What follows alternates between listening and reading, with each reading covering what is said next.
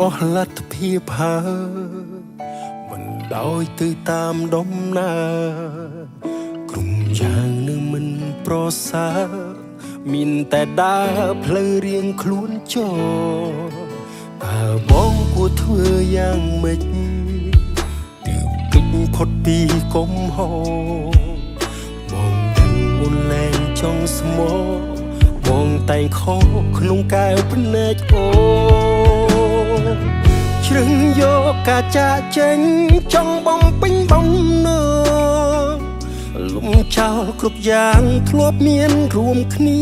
កន្លងធ្វើជាអ្នកដទៃបើគេសួរអូនបាត់បងទេណាប្រាប់គេចោលថាបងសាវ៉ាមានអ្នកថ្មីបងអាក្រក់មិនសមនោះល្អដូចថ្លៃគេជប់សង្ស័យដេញដោលទៀតហើយនៅពេលគ្មានបងអូនលែងធុញថមនុស្សគួរឲ្យស្អប់អ្នកនេះមិនរំខានទៀតឡើយ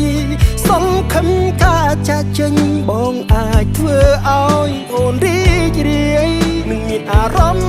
ល្អវិញ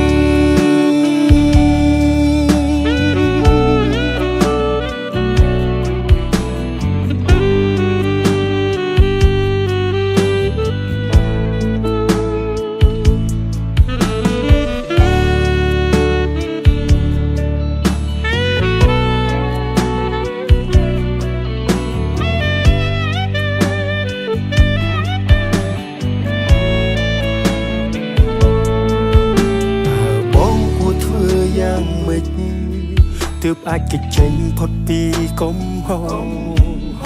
បងដឹងអូនលែងចង់ស្មោះបងតែងខកក្នុងកែវភ្នែកអូជ្រឹងយកការចាក់ចេញ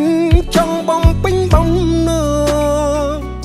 លំចោលគ្រប់យ៉ាងធ្លាប់មានរួមគ្នាកន្លងធ្វើជាអ្នកដទៃបើគេសួរអូនបាត់បងទេណាប្រាប់គេចោលថាបងសាវ៉ាមានអ្នកថ្មីបងអាក្រក់មិនសមនោះល្អដូចថ្លៃគេជប់សង្ស័យដេញដោលទៀតហើយនៅពេលគ្មានបងអូនលែងធុញថមនុស្សគួរឲ្យស្អប់អ្នកនេះមិនរំខានទៀតឡើយសង្ឃឹមការចាក់ចេញបងអាចធ្វើឲ្យ